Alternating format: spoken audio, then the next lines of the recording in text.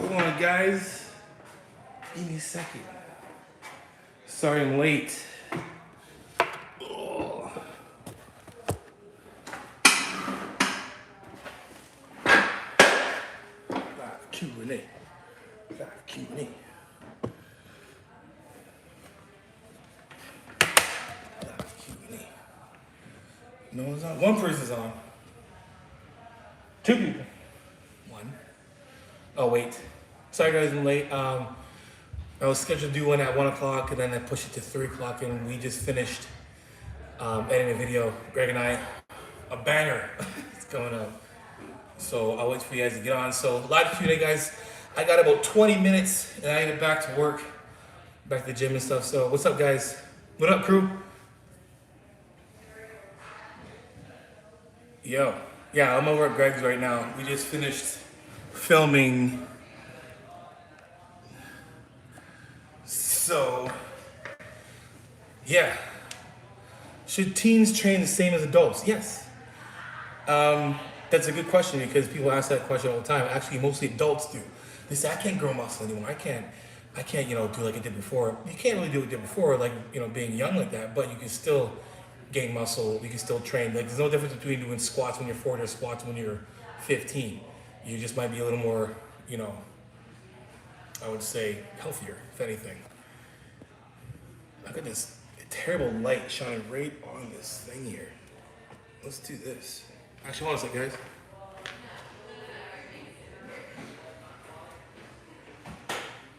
Is that too dark now? Is that too dark? No, we got that good lighting. There you go. Sorry, guys. Hold on a second. Let me go back up to the top. Sorry, keep them coming, keep coming. I'm gonna answer them as they come. If I had last time. Still legs. Appreciate it, man. Good shit. I'm over 500 pounds, wanting to get to 230. Whatever pace that happens, I'm trying to get between 1,200 to 2 calories a day. So here's the thing: when you're here's a rule of thumb: don't try to go less than 10 times your body in calories, your body weight. So if you're like 500 pounds, you're gonna dine at 1,500 calories. You can go to like 3,000 calories and still lose weight. You'll be deficit. But again, you gotta find out how much you're actually eating in the first place. Are you actually eating X amount of calories? And that's how you have to basically find out. So whatever calorie deficit you're in, make sure that you're, losing weight at a good pace each week. 1.5 to 2 pounds a week is good. And you take your time with that. Again, if you're trying to build muscle as well too, you're gonna speed that process up a bit. And where are we going here? Upper lower bodybuilding, upper lower for bodybuilding, okay? Yes, for sure, 100%. Get as much as you can get when it comes to frequency and volume when you're trying to train, when you're trying to build muscle, right? So upper and lower is perfectly fine as long as you're giving you're giving the attention to the right muscle groups in order to change and adapt, right? What you got planned in the future, products, brands? So right now we are working on some like little merch stuff at first, just a bit, and then I will be working on an ebook. So I'm working on an e-training book. It's gonna be basically like training explained easy, basically, and I'm gonna go through that and trying to make something a little different than most people. I'm not just gonna put out a training book where you just follow things. I want to have them like different splits for different targets, whatever you're training for. I'm a strength and conditioning coach, for you guys don't know. So I'm a strength and conditioning first by trade, and so that's my thing. So I want to make sure my ebook hits a variety of different types of athletes, right? Your bodybuilders, your just your athletes, your general health and fitness and all that stuff. And then we're gonna post some merch slowly. So you'll see that coming up pretty soon. I'm moving up. Question. Oh, I don't miss anyone else. Sorry. Let me see. I'd rather deal with a serious breakup. Yes, I have. It sucks. But just go through it and make sure you make the right decision and cope properly, right? Sometimes breaking up is a good thing. It gives you time to actually be okay with being alone. Some people can't really be alone. They're not okay with it, so they're always dwelling on trying to be in relationships. So here's my advice for you on that one. Yeah, man, sweet. Just back Ontario too, bro. Textures, all these issues and able to eat right and work out calories. How bad will this week affect me? Just do your best to stay on task. Like if you're moving and burning calories and you're giving yourself some type of resistance, you can save the muscle you have. Again, when it comes to your whole overall amount of calories you're getting in, try to make sure they're good calories, but if you can't, just make sure you're eating the right amount, whether you're trying to lose weight or to sustain, if that makes sense. Is putting on size makeup for having poorer muscle bellies? So wherever you put on muscle, you're not going to just put on size to make up for having, a bad structure in a sense. The size you put on is going to add to the structure that you have, right? So makes more sense to really just focus on being really adamant about making sure you're moving properly, training properly, focus on the muscle groups you're trying to build, isolating those muscle groups, and growing from there. And you can turn your physique into something better than you had before. Just don't think that you're gonna, because your genetics aren't superior, that you get just covered up with a bunch of shit. Just work on building your physique as best as you can. Hi.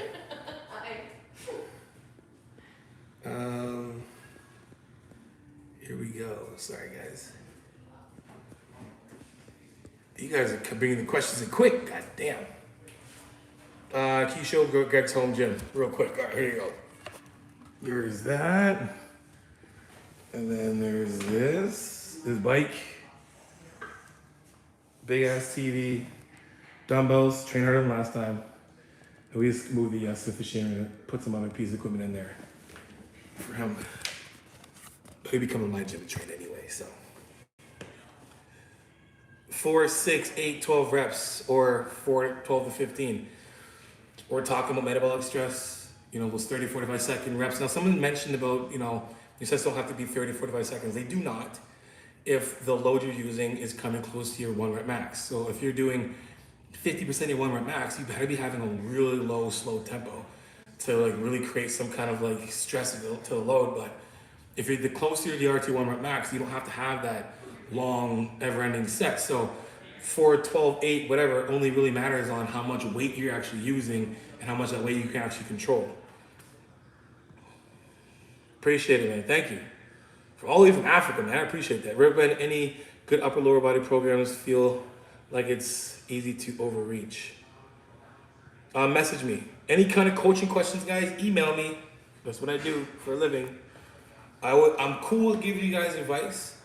I have this rule. If it takes more than a minute to answer, you gotta pay me. Let's be serious. This is time. But I'm gonna always give you guys as much as I can. How do you find the maintenance calories? There's calculations you can do, but you really just gotta it's trial and error. That's why a lot of coaches, when if you're getting a coach and you end up going back and forth, you gotta find out what your calories actually are. So for me, I'll guesstimate in a sense of what calories somebody's eating by. I'll basically do a 1-to-1 ratio on carbs and protein, and then I'll do half the amount of calories in fats, and that'll give me the base around the calories they'll use. And then each week to week, if they're losing fat quick, more than 2.5 pounds or 2 pounds a week, depending on who the person is, I'm gonna kind of back off a bit and probably add maybe 100, 200 calories to slow that down.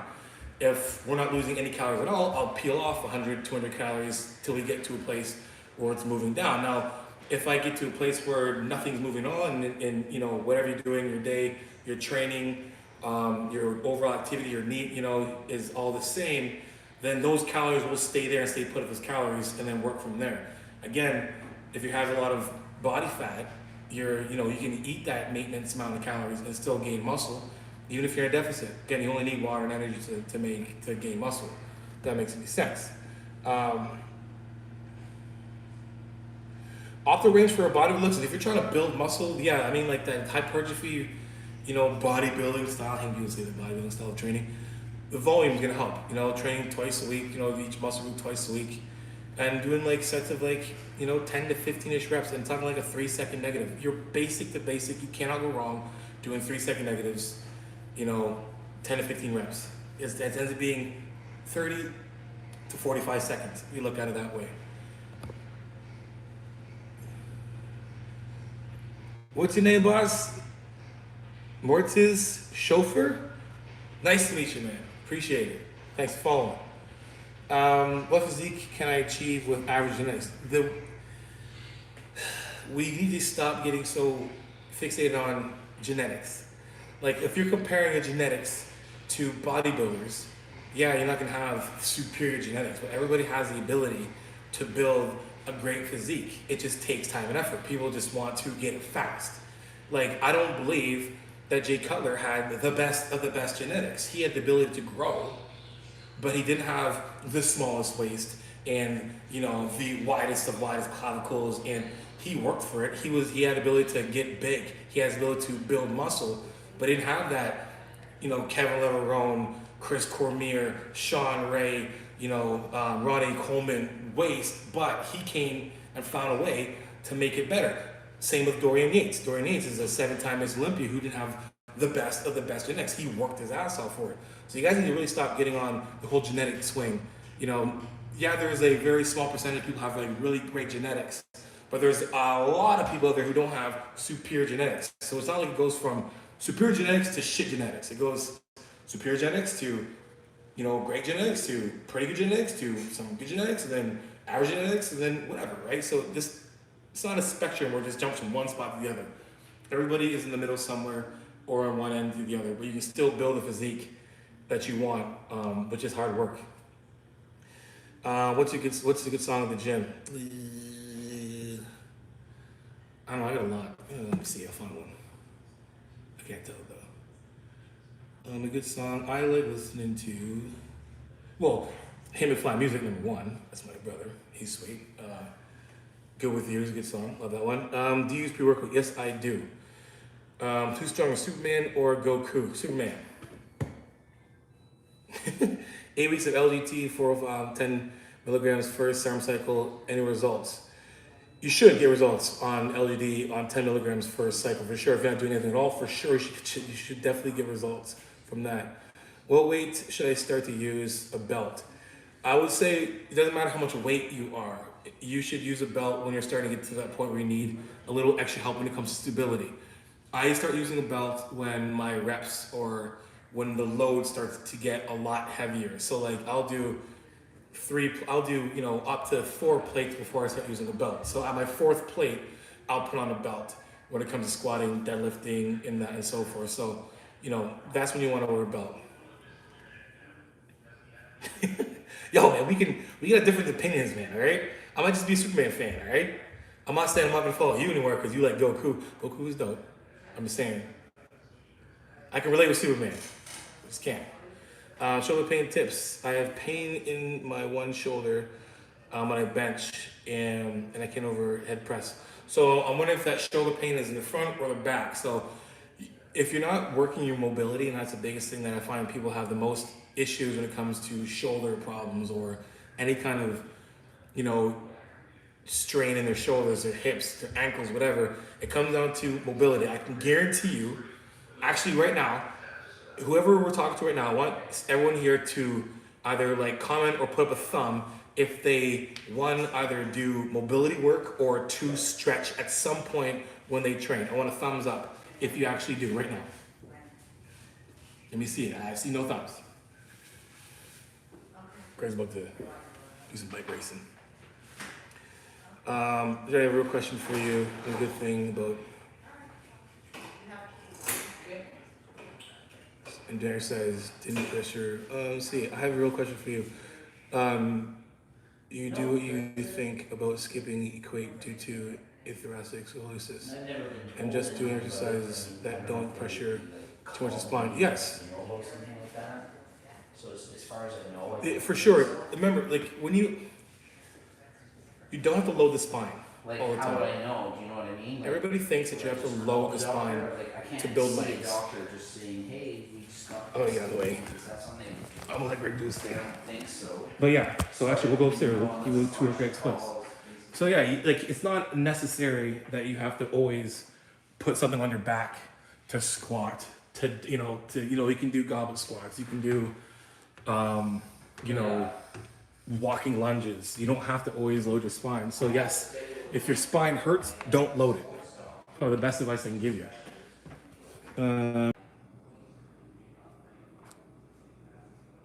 Where's the internet? There you go. Sorry, guys.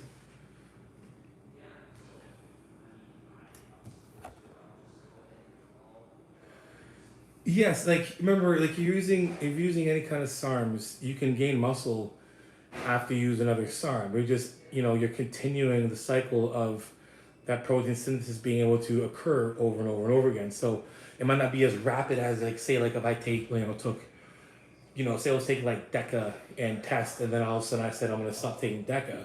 I'm still gonna gain muscle, but I'm not gonna gain it as predominantly if I had DECA, right? So if that makes any sense. What do you think about HIIT workouts? HIIT are good if you're actually doing HIIT. It's really good for burning fat, staying functional, doing something that's a little more out of the box than just kind of doing a regular steady state, training or whatever. I think training is absolutely amazing.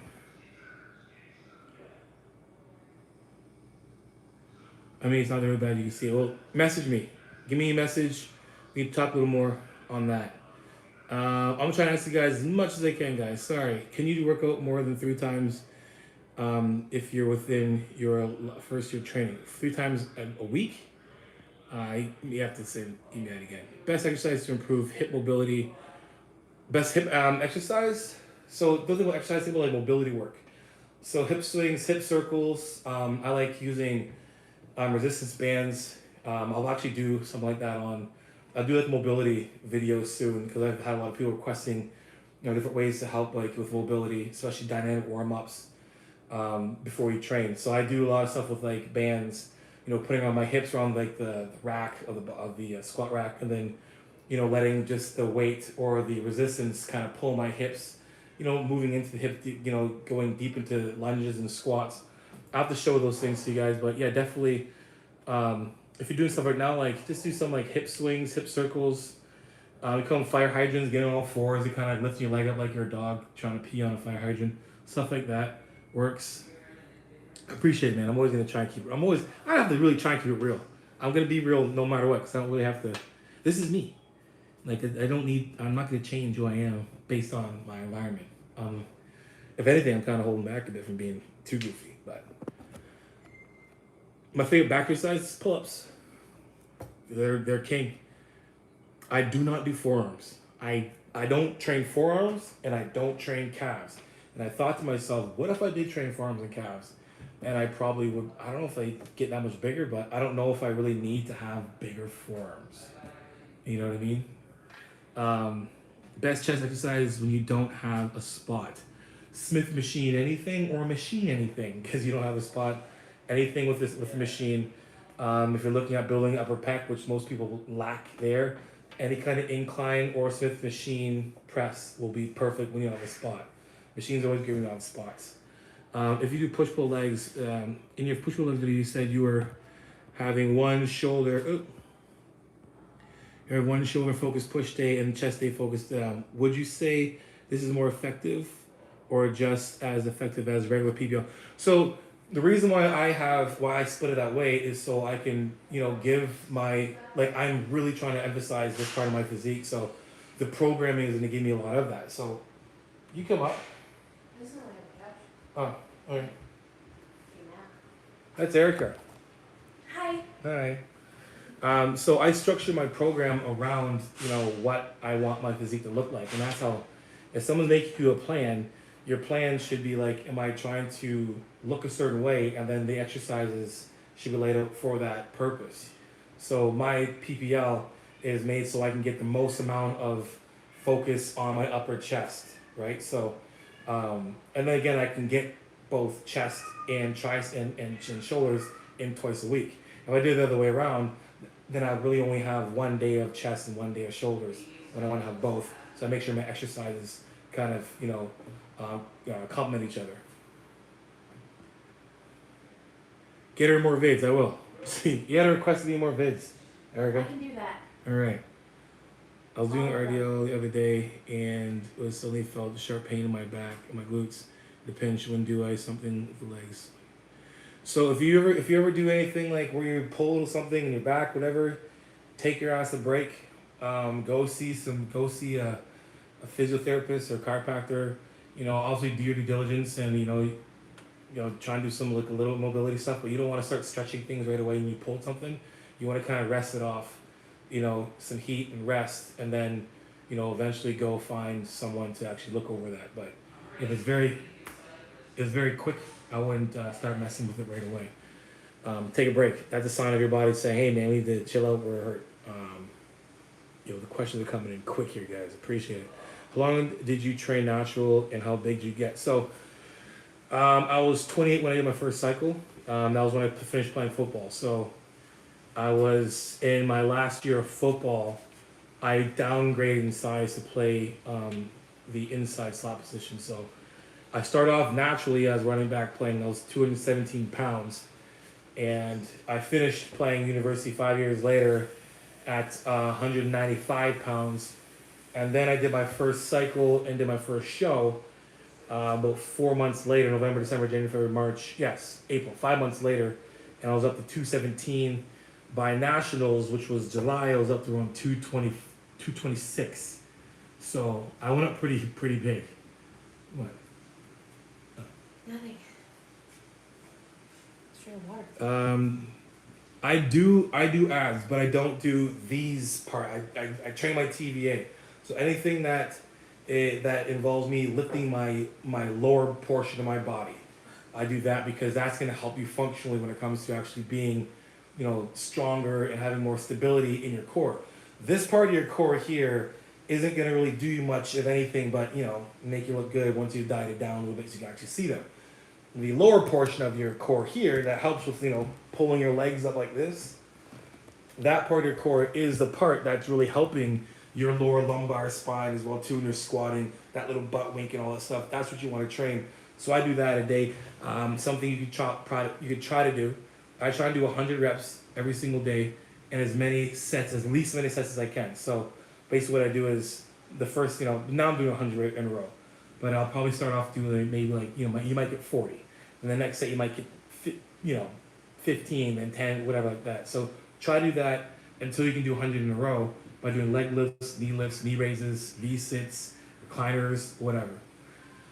Any advice on recovery after shoulder injuries and tendons? If you have done your proper physio from any of your physiotherapist, whatever, then as you're doing those circular articular rotations, you know, cars and stuff like that, a lot of mobility work for, you know, overhead stuff to make sure we're opening our shoulders up more. I use PVC piping to do, you know, back and forth, loosen up that joint, but not until you're cleared by your physiotherapist.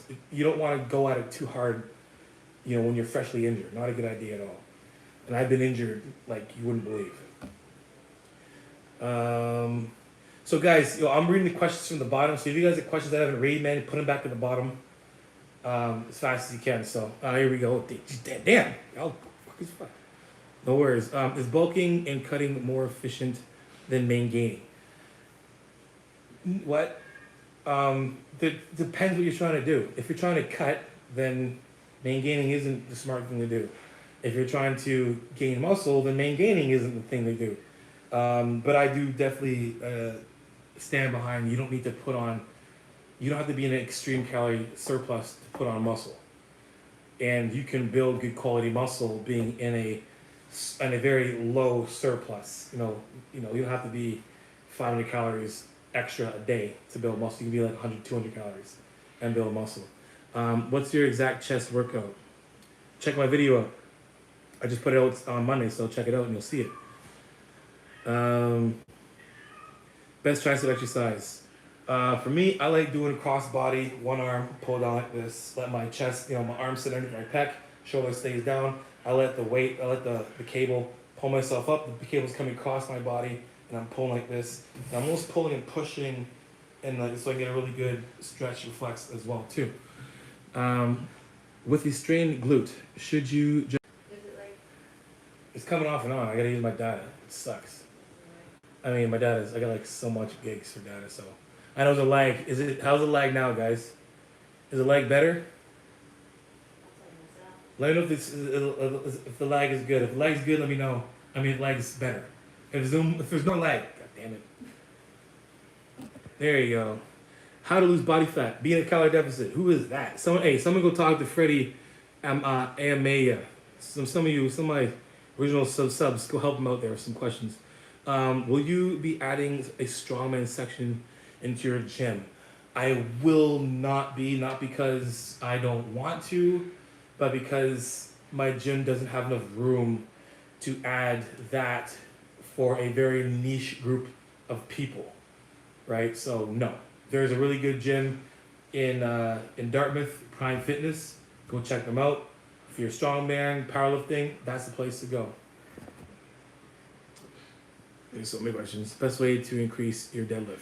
Deadlifts are one of the easiest exercises to get better at, to get stronger at. As long as you're doing it right, you get stronger at it good, pretty fast. But to make sure you're progressive overloading properly. Don't think you have to, bounce plate to plate to plate to plate. Get yourself a good plan. If you want a plan, a good plan, get at me, JONNISHREVE.com. We'll start working it together. With the strain glute, I saw it already. Strain glute, according to the calorie muscle, slow tempo and eccentric focus are for hardness and graininess for the muscle, while pumping and repping.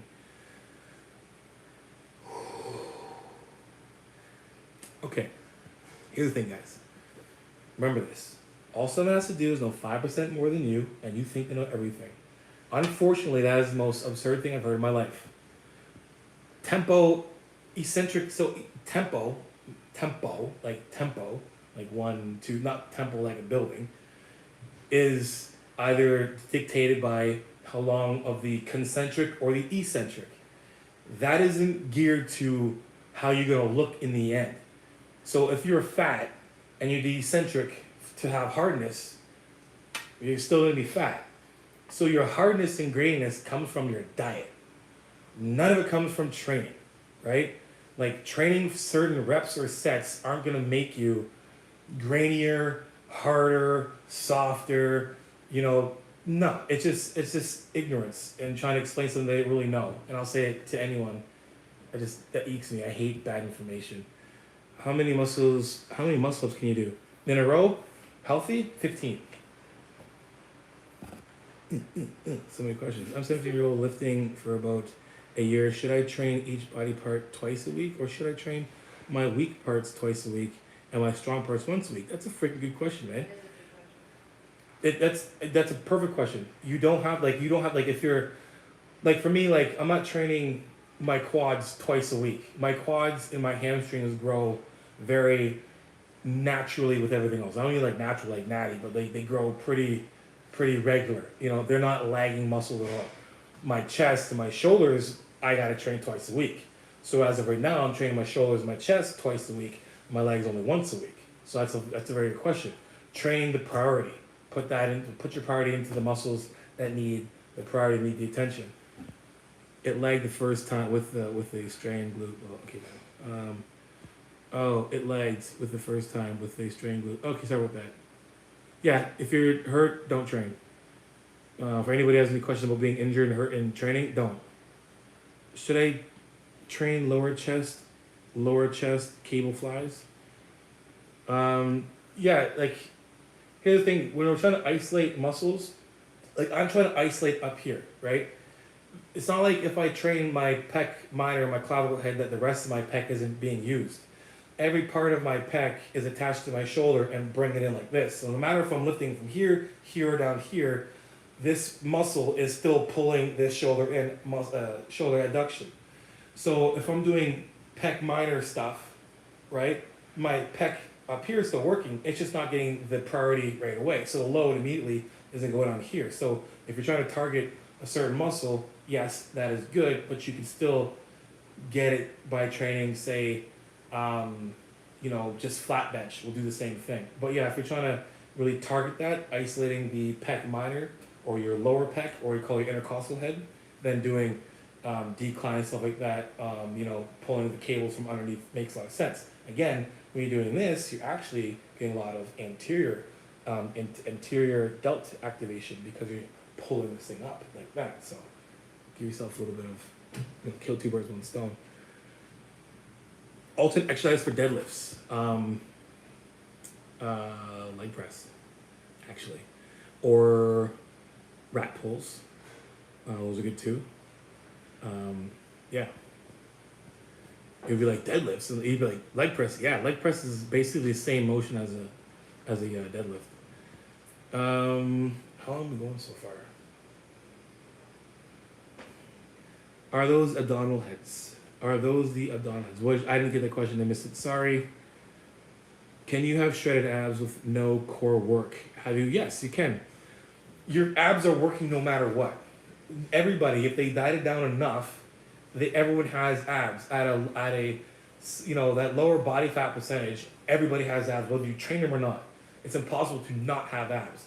If you cough, if you say the letter P, or pushing out shit, or laughing, or sneezing, your core is being used more than you know it.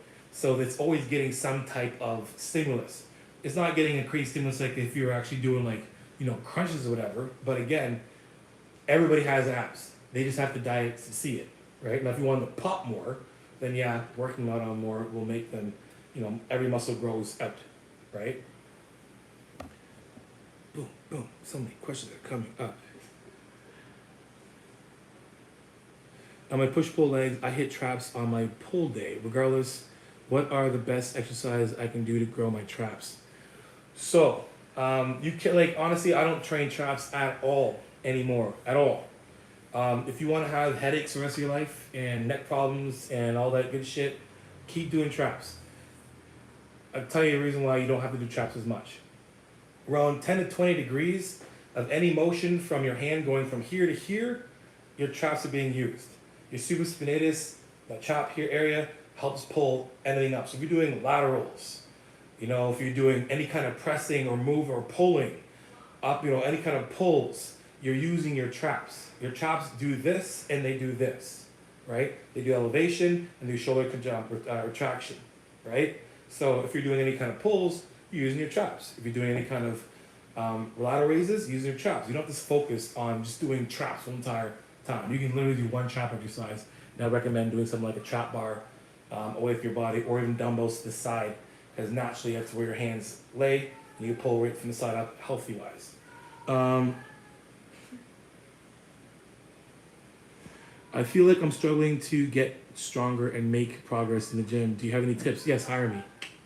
Hire me. Dead serious. If you're struggling to get progress in the gym, you need some guidance. It's the best advice I'm going to give you. Very biased, but serious. How much harder do you have to hit, or how much more volume do you have to do when enhanced versus natural? How much harder do you have to hit or train, I'm assuming? Listen, when you're natural, let's take two people. Let's take two twins, okay? Let's just take me. Let's take the enhanced version of me, which is me right now, and let's take the natty version of me. And we don't change anything else but just the supplements. The work ethic is what's going to make or break the people who are enhanced or not enhanced. That's the biggest game changer, is how hard can that person work. I know a ton of people who have great genetics who take a ton of gear and their physiques are subpar because they have shitty work ethic. I see some guys who are natural, who have amazing work ethic, who have physiques light years better than the guys who are enhanced because they have a better work ethic. Again, you're going to be able to go a little harder when you're taking stuff because you're going to recover quicker, right? So the person who's training legs who's natural on Monday, and the guy who's training legs who's not natural on Monday, the guy who's not natural is going to recover a lot quicker, and he can bang out legs again probably on Wednesday, when the guy on Monday who's natural is going to be still pretty sore on the Wednesday. They can't just they can go hard, but they're not going to recover as fast. That's the biggest difference between the two, is the recovery process. What's the best way to fix muscle imbalances, especially in the arms?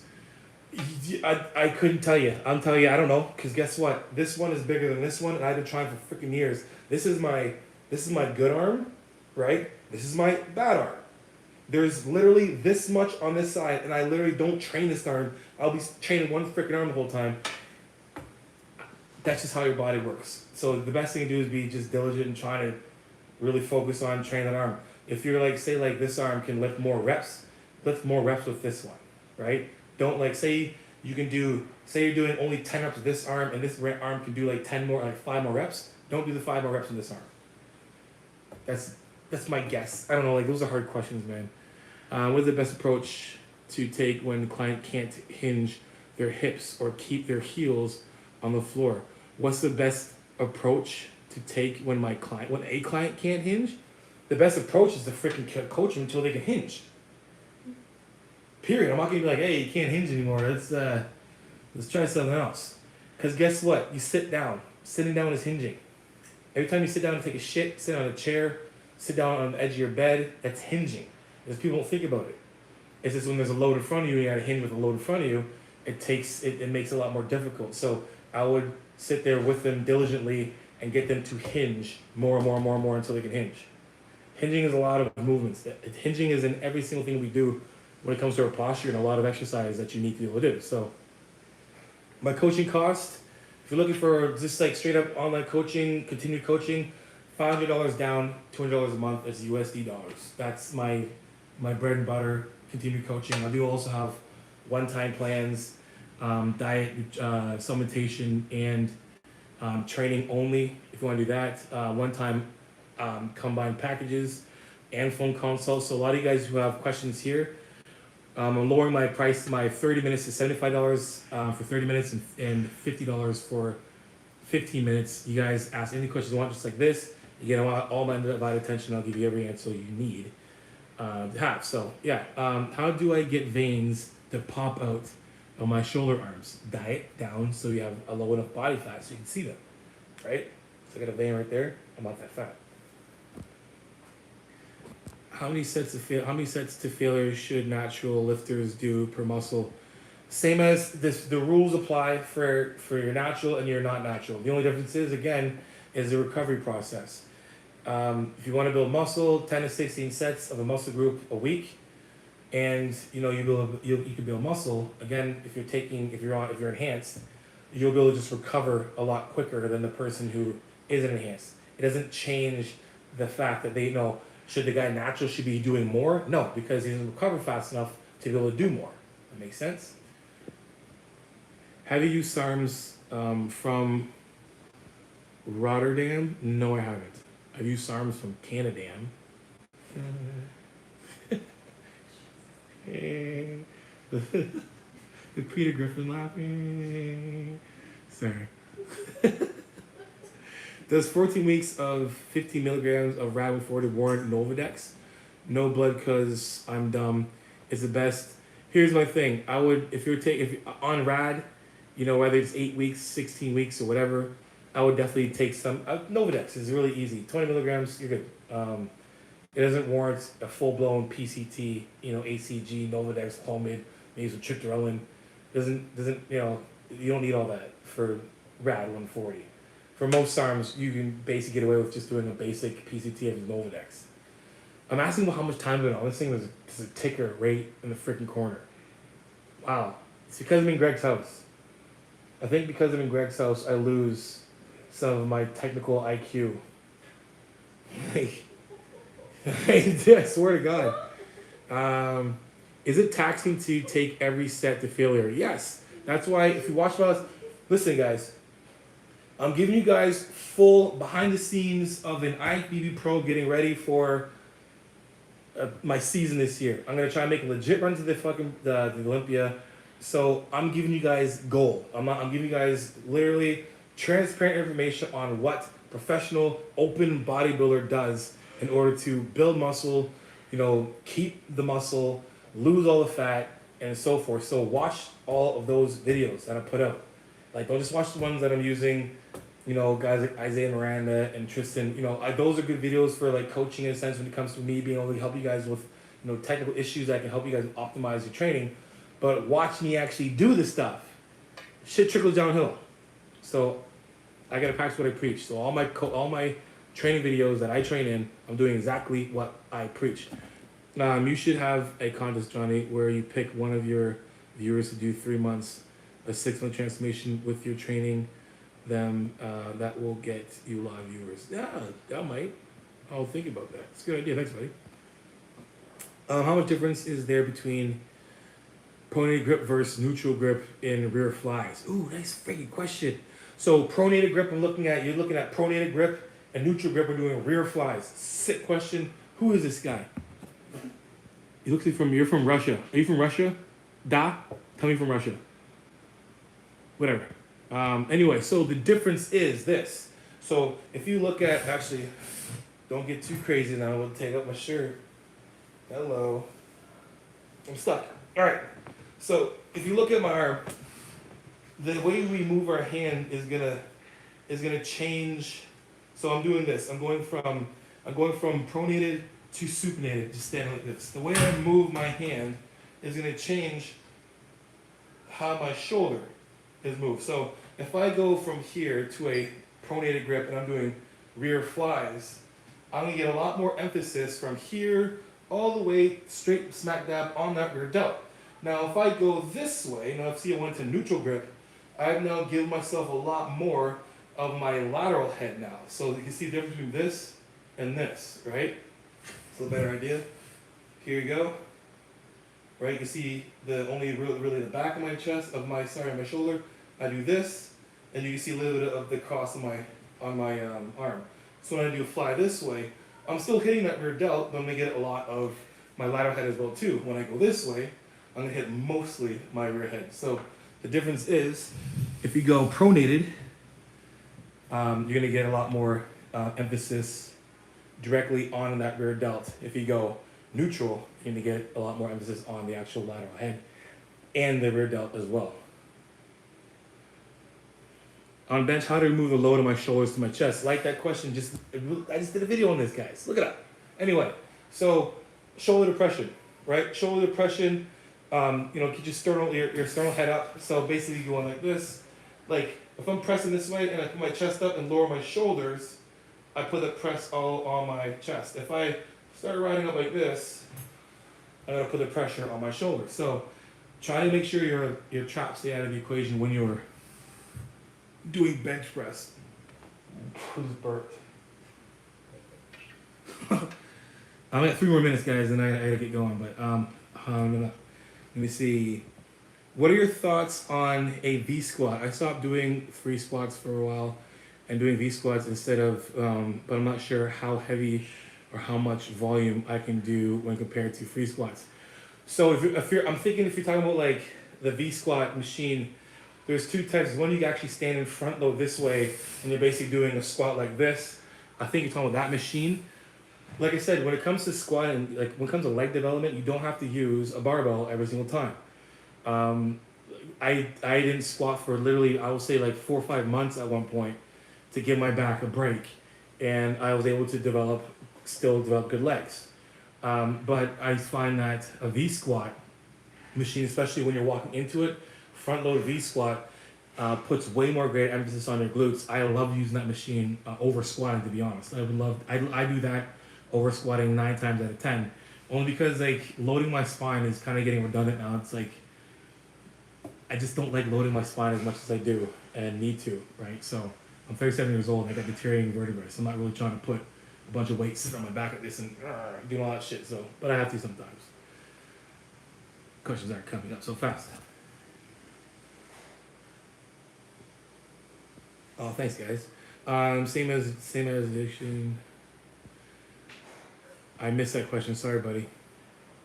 I love LEG. Good. Do you count the volume when doing warm-up sets? Nope. Warm-up sets are warm-up sets. They are not working sets. I got stretch marks from bulking on my armpits. Fuck right, so do I. That's a rites of passage, buddy. You better be happy with those stretch marks. Right? Those things? Yeah, that means you're growing. Good job. Those are beauty marks, man. Relax.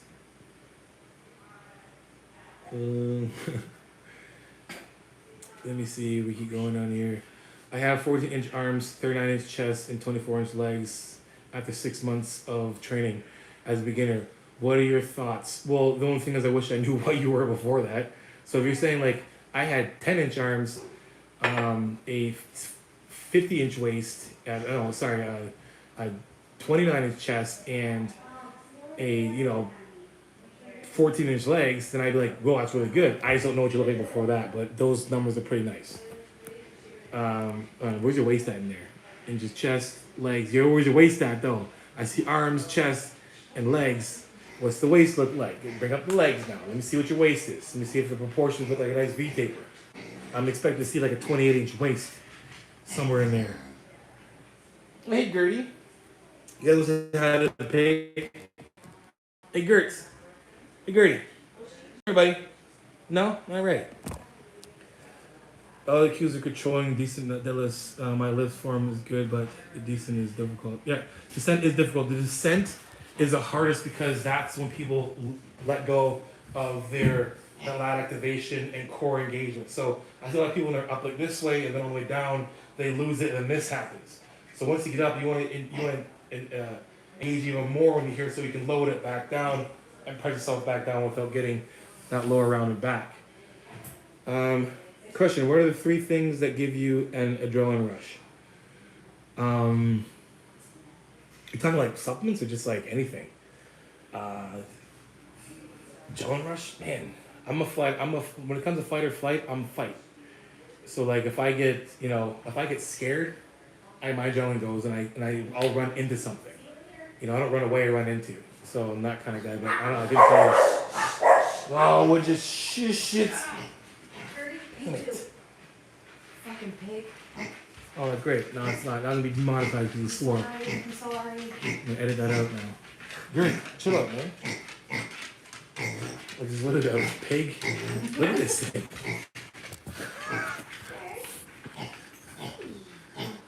Jesus Christ.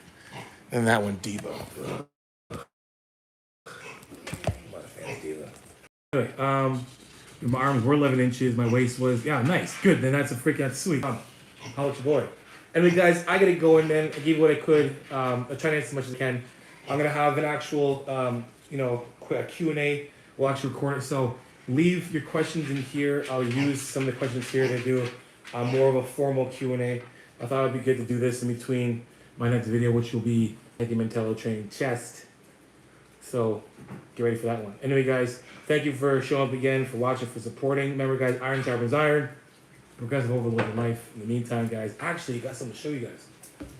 Damn it, where's my phone at? Uh, Can you get my phone real quick? yeah, it's downstairs. Actually, you know what? I'll bring that here. I'll do my outro downstairs. I'm gonna let you guys can see Greg on his bike going nuts. Pre-workout, I'm a beta alanine, huge beta alanine fan. Love beta alanine.